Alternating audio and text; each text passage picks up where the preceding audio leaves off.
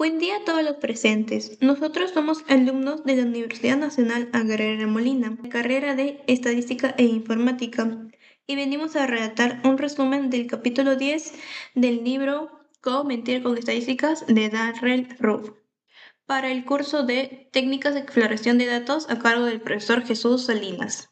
Los integrantes del grupo somos Oxa Quispe Laura Isabel, Pacheco Pampas Merly Vanessa, Quinto Pinedo Orlando Rubén, Pérez Cárdenas Jordan.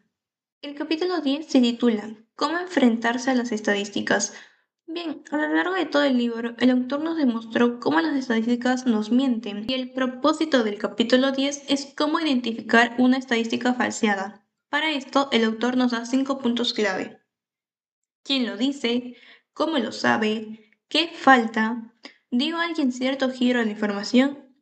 Y tiene sentido.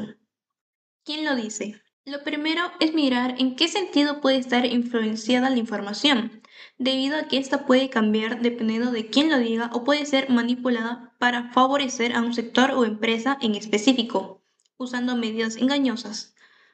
Por eso es importante saber quién la presenta y qué intereses puede tener. Tenemos que darnos cuenta si es que existe una selección de datos favorables con supresión de los datos desfavorables. Un ejemplo de todo lo visto es cómo se había dicho que una educación superior universitaria comprometía las oportunidades matrimoniales de las chicas. Obviamente todo esto influenciado por la persona que creó esta estadística, principalmente para perjudicar a un sector en específico. La siguiente pregunta es, ¿cómo lo sabe? ¿Es suficientemente extensa la muestra como para significar algo? Esto nos dice si es que la muestra sacada para la estadística realmente puede llegar a representar algo significativo en la población. En otras palabras, es averiguar el tamaño de la muestra. Digamos que de una población de 1000 personas, la muestra es solo de 50. Entonces, esos 50 no van a ser suficientes para decir que es significativo o que representa a toda la población. Un ejemplo más específico sería, en la revista Journal se había enviado una encuesta a 1200 empresas sobre el aumento de costos. Solo el 14% había respondido, de los cuales el 9% había respondido que no había un aumento de precios y el 5% dijo que sí había elevado. Y el 86% no dio contestación alguna. Y al ver la cantidad de empresas que contestaron, cabe esperar que haya habido algún factor de influencia. Como tercer punto tenemos ¿qué falta? No siempre nos darán el número completo de casos, principalmente cuando la información es de parte interesada.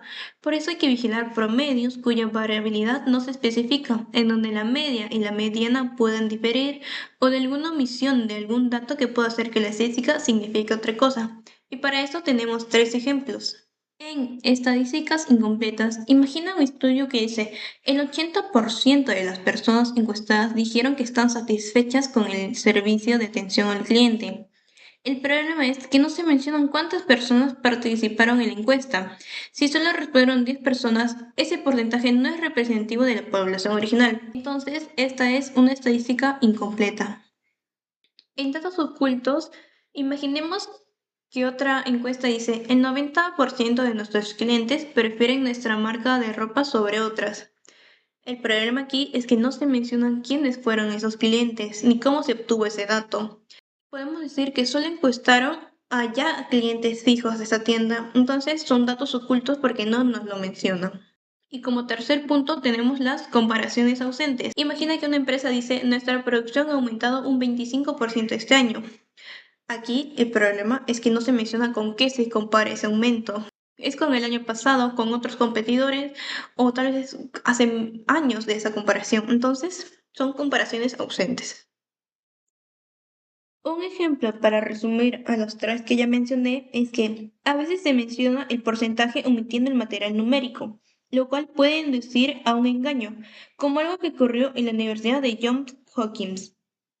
En la época en donde las mujeres empezaron a estudiar, alguien que no estaba tan de acuerdo con la educación mixta comunicó un hecho sorprendente. Al parecer, 33% de la población universitaria femenina se casaba con un miembro de su misma facultad, lo cual parece un hecho sorprendente, no más alejado de la realidad que aunque la estadística sea cierta, El individuo en cuestión no dio la información del que el total de estudiantes femeninos era tan solo 3 y que solo una de ellas se había casado con un miembro de la facultad. Otro ejemplo parecido es cuando una empresa comunicó que sus acciones estaban repartidas entre 3.003 personas, representando un total de 660 acciones por persona. Y aunque era verdad, lo que no daban a entender es que el total de 2 millones de capital de la empresa, 3 cuartos era para solamente 3 hombres y la cuarta parte restante se repartía entre las 3.000 personas que trabajaban en la empresa. Como penúltimo punto tenemos, ¿dio alguien cierto giro a la información?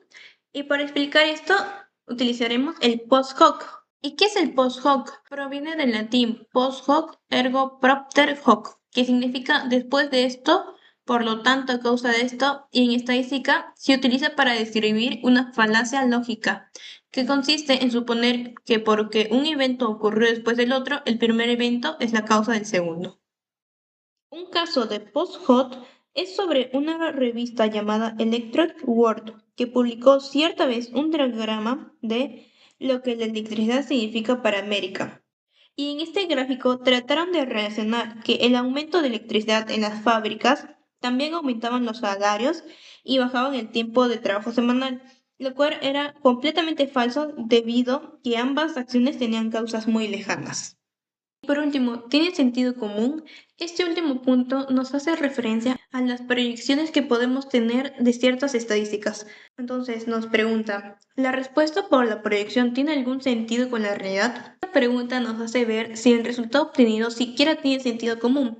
Un ejemplo para entenderlo sería que en América el número de televisores aumentó en un 10.000% desde 1947 a 1957. Proyectando todo esto a 5 años, tendremos más de 2.000 millones de televisores, es decir, 40 televisores por familia, algo impensable o fuera del sentido común de cualquiera. Las extrapolaciones son útiles, particularmente para la forma de predicción, pero al examinarse las cifras o los gráficos derivados de estas, debe tenerse en cuenta una cosa. La tendencia actual tal vez sea un hecho, pero la tendencia futura solo puede predecirse mediante hipótesis razonables, llevando implícita siempre que la tendencia permanezca igual, así como se vio en el anterior ejemplo. En conclusión, este capítulo nos enseña que siempre debemos ser críticos y preguntarnos, ¿esto tiene sentido alguno? Antes de creer un dato, debemos examinar la fuente, la metodología y lo que nos están ocultando. La verdadera defensa no está en memorizar trucos, sino en no dejar de cuestionar.